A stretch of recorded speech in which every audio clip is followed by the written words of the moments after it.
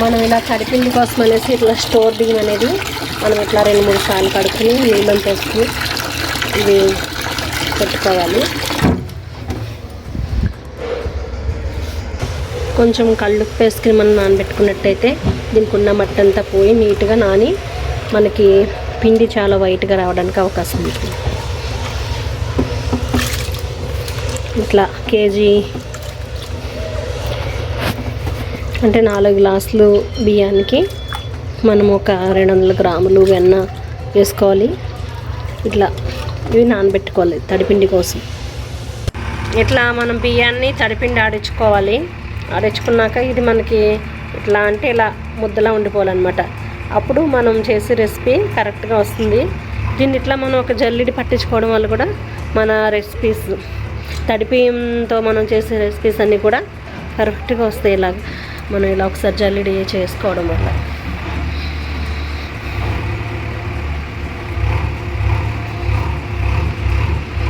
అప్పడాలకు సంబంధించి మనము కొన్ని మిక్సీ చేసుకోవాల్సిన అంశాలని ఇంట్లో వేసుకుందాం. ఎండుమిర్చి, పచ్చిమిర్చి అంటే నా పిచ్చి ప్రకారం, నాకు ఇంట్రెస్ట్ ప్రకారం నేను చేసుకుంటున్నాను. నాకు ఇట్లా ఇష్టం అనమాట ఇవన్నీ వేసుకుంటే. కొంచెం ధనియాలు వేయండి, పల్లీలు కూడా వేసేయండి, పల్లీలు ధనియాలు ఇవన్నీ బాగుంటాయండి అప్పడాల్లో వేసుకుంటే. తెలుసా? చెక్కలన్నా చేసుకోవచ్చు, అప్పడాలన్నా చేసుకోవచ్చు. చేతిలో చేసుకుంటే చెక్కలు, ఇట్లా చేసుకుంటే అప్పడాలు. ఇందులో కొంచెం జీలకర్ర కూడా పడండి. ఇందులో జీలకర్ర నేను ఎంత చేస్తాను అనుకుంటున్నాను. కొంచెం జీలకర్ర వేయండి, వేసండి, కొద్దిగా వేసండి, అరుగుతుంది. ఓకే, కొంచెంగా 2 బట్టలు పడదాం లైట్గా. ఆన్చండి.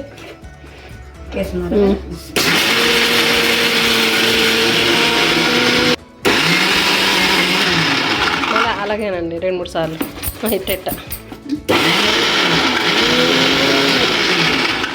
పిండి ఇందులోకి తీసుకున్నాక ఒక 4 గ్లాసులు అది తీసుకురండి. మునిగిరు చింపారు.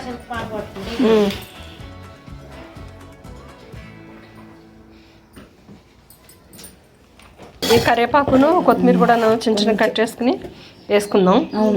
ఈ పచ్చనిపప్పు కూడా కొంచెం లైట్ కచ్చపిచ్చ పట్టుకుందాం. అంతలోకి ఇది మన పిండిలో కలిపేసి వస్తాను. ఇది నానబెట్టుకున్న పెసరపప్పు,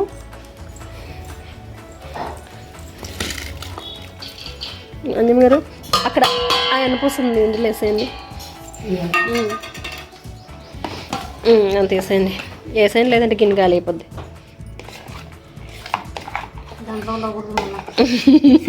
రాక్షసుడు అది.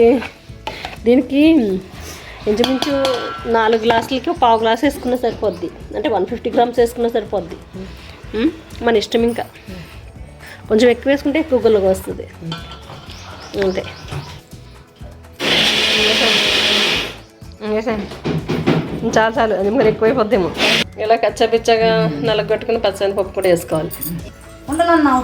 వేసేయండి. అది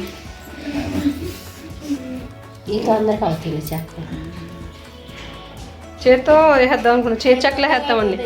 అప్పడాలు చేయకోకుండా చేతి చెక్కలు వేసేద్దామండి. ఇంకేసాను చాలు ఉప్పు వేసాను. అన్నం వేసి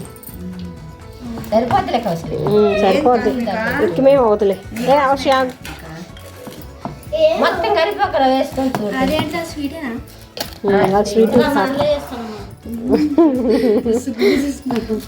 పిండి కలుపుకోవాలి. వేసేయండి. కరివేపాకు కూడా వేసేయండి. మొత్తం వేసేయండి. కరివేపాకు, ఎల్లుల్లిపాయ పేస్ట్ అయిపోయింది కదా. ఏది ఎందాక మనం ఎల్లిపాయ మిక్సీ వేసేసాం. పేస్ట్ ఏం అవ్వలేదు, కొంచెం కచ్చబిచ్చగా అయింది. ఓకే, ఆలోచించుకోండి. మొత్తం కొంచెం వాటర్ చుక్కలు తీసుకురండి. తేవాలి. మరీ మెత్తగా చేయకూడదు, నూనె లాగేస్తాయి. కొంచెం మనం ఇంచుమించు అట్లాగానే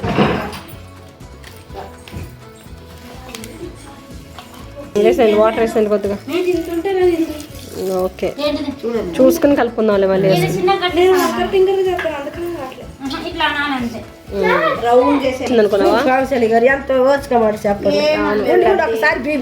డైలీ కాలుకు దండం పెట్టి కొంచెం కొంచెం పెద్దది నేను ఉన్నానుగా అక్కడ సాక్షి సంతకాలు చేయడానికి. ఏమనలేదా మరి జస్ట్ మనం చెక్కలంటే అప్పడాలంటే రౌండ్ రౌండ్గా చేసుకోవాలి. మనకి టైం లేనప్పుడు చెక్కలంటే ఇట్లా మత్తగా చేసేదబ్బా, నాకు తెలియదు ఈ వంటలన్నీ. ఇంకోండి ఇట్లా ఇట్లా అంటమే, ఇట్లా ఇట్లా అంటమే చెక్కలు. తెచ్చావు చూడు. నేను తెచ్చాను కదా, స్వీట్ షాప్లో కూడా అమ్ముతారు ఇవి. పాప అయితే ఏమని పెడతా నన్ను వంట చేసుకుంది కదా, ఇట్లా ఉండాలన్నమాట. అంటే మనకి వద్దొద్దు వాటర్ పత్తి నూనె లాగా తెమ్మతలే, అప్పుడు కౌశల్ గారి రాలేదంటే ఎంత ఇలాగే ఉండాలి. ముందు ఉప్పు చూడాలి మనం, ఒకసారి ఉప్పు చూడండి. పెట్టు కొంచెం తిని ఒకటి తిని టేస్ట్ చూడిపోండి తర్వాత. ఏంటి అది కాదు, ఇదే పిండేసి వస్తారు ఉప్పు ఎవరైనా. ఓకే, ఇలా కలిపేసి మనం చక్కలకు నూనె పెట్టుకుందాం. టేస్ట్గా ఉన్నాయి కదండి. నేను చెప్పిన ప్రకారం మీరు అందరూ చేసేసుకోండి. కౌశల్ గారు వెన్న అండి, అది వెన్న వేస్తేనే టేస్ట్. అప్పుడాలు ఇలా చూపించిన గారు మన గారు ప్లేటు మొత్తం గాజర్. ఇదిగోండి అప్పడాలండి. ఎలా ఉన్నాయి మంది గారు అప్పుడాలు? సూపర్ ఉన్నాయి కౌశల్ గారు, వేస్తే కరిగిపోతున్నాయి. అవునా? ఎందుకంటే వెన్న వేసాం కాబట్టి, వెన్న బాగా వేసి కలిపెట్టాం కాబట్టి. అవును, బాగున్నాయి. అవును, టేస్ట్గా ఉన్నాయి అప్పడాలు. మీరు కూడా చేసేసుకోండి ఇట్లే.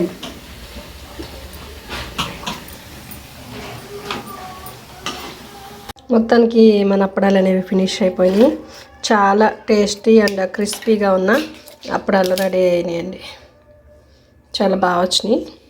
మీరు కూడా ఇదే రెసిపీని కంటిన్యూ చేసుకోండి, చాలా బాగుంది. మీరు నన్ను అప్రిషియేట్ చేస్తారు మేబీ, ఐ థింక్. చాలా బాగున్నాయి కాబట్టి. Thank you for watching and please subscribe and encouraging eco-friendly written goods and domain empowerment and Indian made products and handmade products.